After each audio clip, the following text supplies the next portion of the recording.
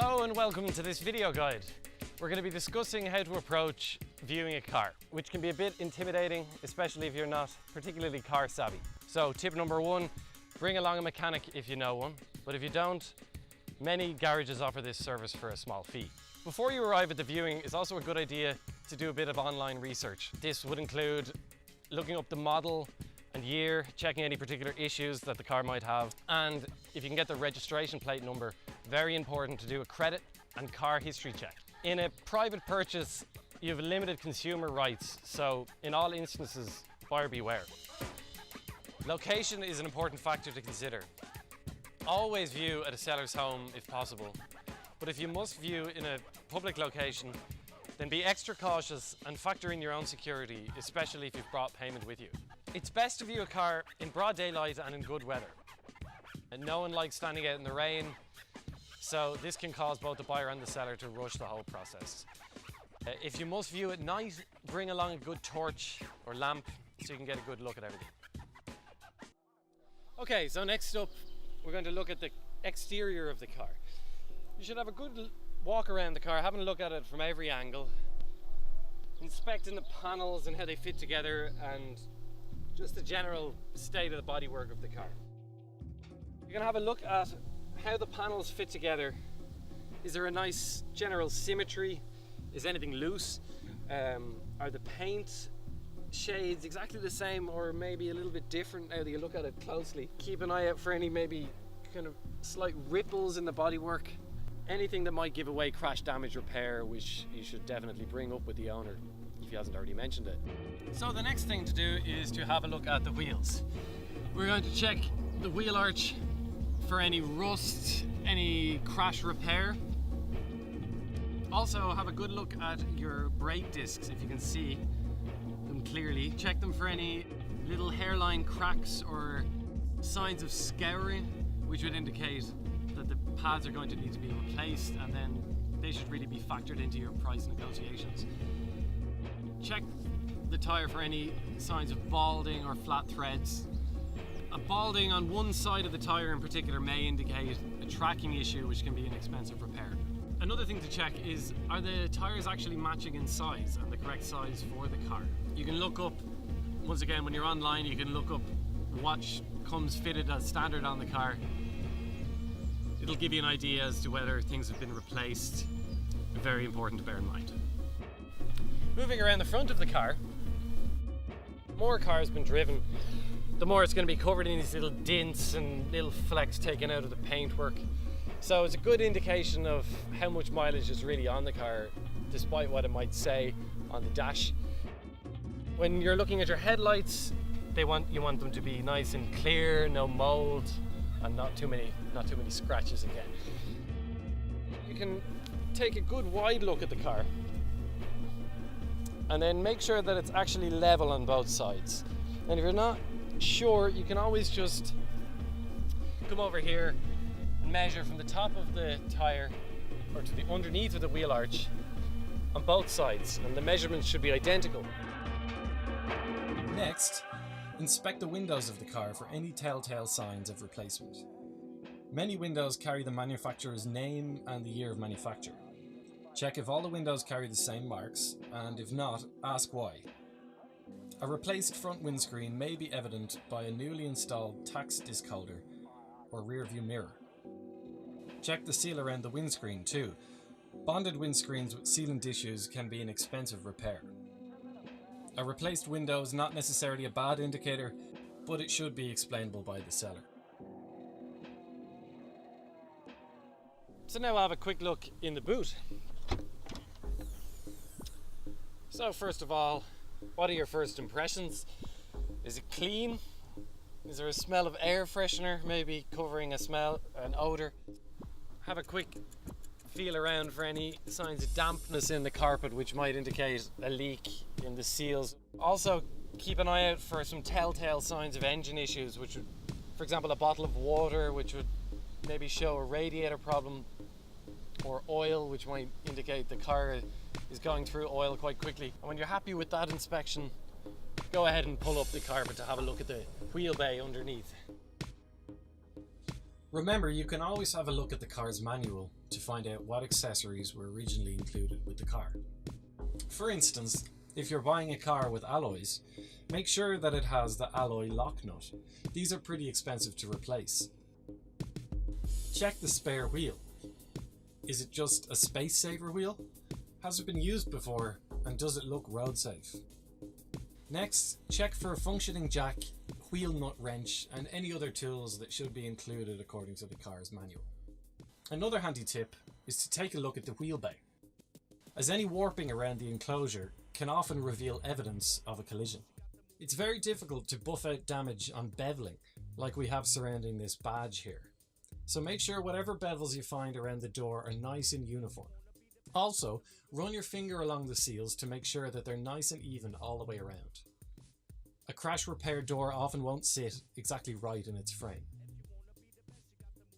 So now we're going to have a look under the bonnet.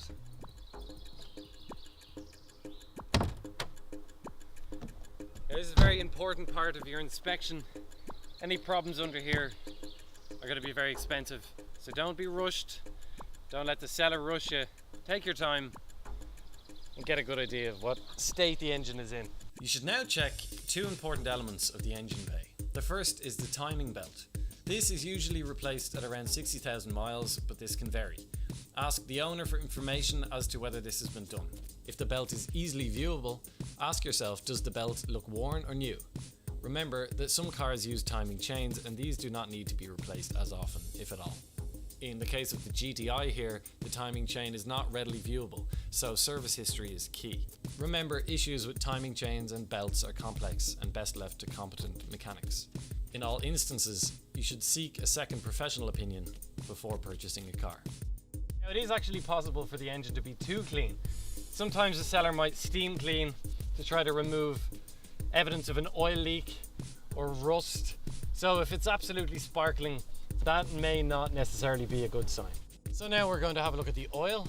So grab yourself a nice clean rag or kitchen towel, find your dipstick, pull it out, give it a wipe down, then it's back in, and then back out again for the reading. And now you see this car is just below the minimum, not really enough oil in here at all. We need to be in this hatched section here, and there's the max. So if the oil is coming up over the max, that can be just as bad as below the minimum. Now check the colour of the oil. A dark coal colour indicates a long time since a service, while a golden colour indicates a recent oil change. This should match any seller information as to when the last service was conducted. As you handle the dipstick, verify if it is the correct dipstick for the engine and it has not been modified. Critical oil indicators include if the oil is empty or if the oil is a creamy coffee colour. These oil issues indicate severe problems with the car, and if present, you should no longer consider the car for purchase. So now it's time to have a look at the interior of the car. So general first impressions, is it clean? Is there a lot of wear? Is there an odour of dampness or maybe a lot of air freshener once again that might be hiding an odour? Remember, it's important to be satisfied with the interior, seeing as how this is where you're going to be sitting every day. A good trick is to look at the bolsters of the seat here for signs of wear, because they can be a good indication of mileage if you don't particularly trust what's written under the dashboard.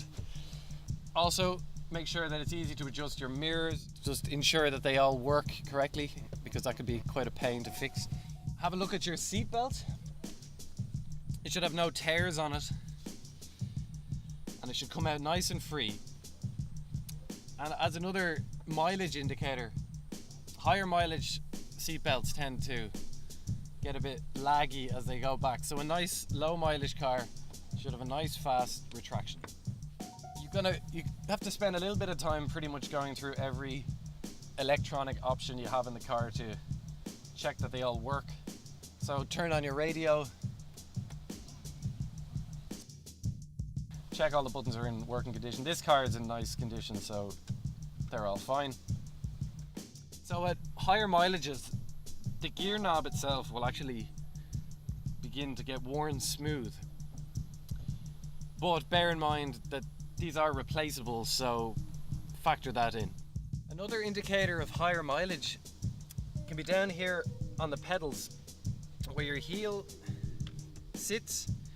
Quite often in very high mileage cars this can actually become a hole, but you'll even on lower mileage you'll see somewhere. This can be a good indicator of how hard the car has been driven or how long the car has been driven. Also, the different pedals will have different covers on them, but the wear on the plastic or rubber is a good thing to keep an eye on. You want to use all these little bits of information to get as best an estimation of the mileage of the car as you can, because you can't, as we know, you can't always trust the odometer. Now let's look at the paperwork. Check the tax disc is current and factor in retaxing and back tax. Next up, the NCT. Check the date and again factor in retesting. Be wary of a car without NCT, but also remember that a valid NCT does not mean the car is perfect. Lastly, check the logbook. Make sure it completely matches up with the car you're viewing. Check the lease history and always perform a credit check on any car that you're thinking of buying. So now we're going to look at the electrics. So key the ignition one stage at a time and make sure that all the lights that should come on do come on. You can check in the manual what should be there. If something is missing, it could be because the bulb has been removed to perhaps high default, so it's very important that all these lights turn on as they should. When you're ready, go ahead and start the engine and you'll notice that everything should turn off if everything is in working condition. Then when you're ready, just leave it idling, pop the bonnet and get out of the car. So lifting up the bonnet is great to get a closer listen to the sound of the engine. It should sound nice and even, just evenly turning over. It shouldn't be pulsating or revving back and forward like this kind of sound. This can indicate a host of problems that we won't get into right now. Also bear in mind that diesels and petrols sound totally different. A diesel is much louder type of engine, a deeper sound. So it's good to know, or good to have an idea of what kind of sound you should be getting out of the car. So now we're going to head out for our test drive. The average test drive should be about 10 to 15 minutes long. So you should try to get your normal style of driving in. If you're out on the motorway quite often, try to get out on the motorway, and if you're in the city a lot, then take her for a spin around the city blocks. So there's a couple of important tests you can run on the car during the test drive. First up, there's the hard acceleration test, which pretty much consists of putting your foot down and looking up into the rear view mirror to check for any blue or black smoke pouring out of the exhaust. This would indicate an engine issue or an exhaust issue, so very bad sign. Next up, try a hard braking test.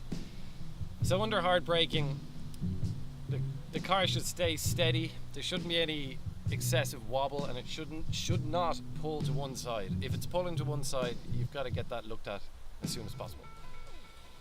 Another thing that can happen under hard braking is the brake pedal can feel like it's pushing up and falling and pushing and falling, which would indicate a warped brake disc.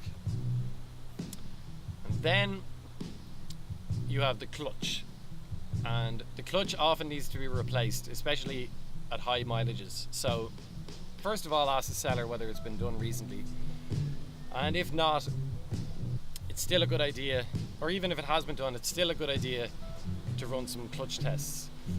So first of all, we've got a high gear start, where you put the car into a high gear, let the clutch out, and this should immediately stall the car.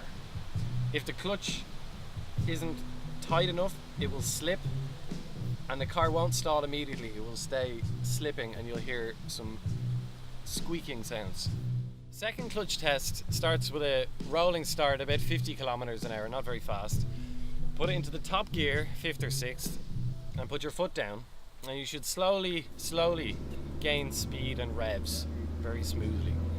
If the clutch isn't in good condition, you'll tend to rev up quite quickly without feeling any acceleration, and this is the clutch slipping. That's the tests, and off we go.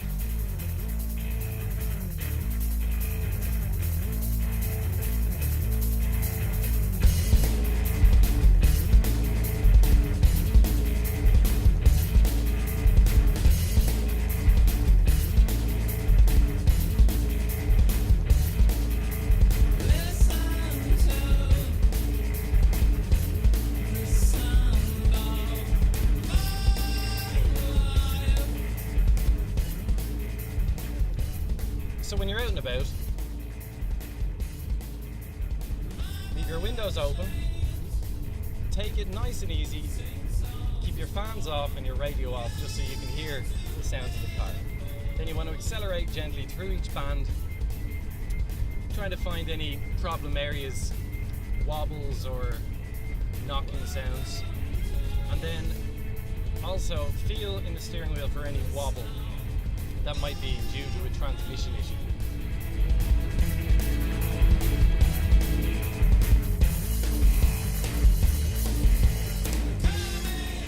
So when you get back from your test drive, leave the engine running, just idling. Come around again to the front, have a listen to the engine. It should be running smoothly, calmly, not fluctuating and not excessively low and chugging along. Then switch her off, leave it for about 30 seconds, and then go for a restart test. It should restart nice and smoothly. You're going to have to live with your choice of car for quite a period of time, so it's important that you're happy with both its comfort and its performance. Take your time when viewing the car, be thorough and be safe. And above all, enjoy your new motor.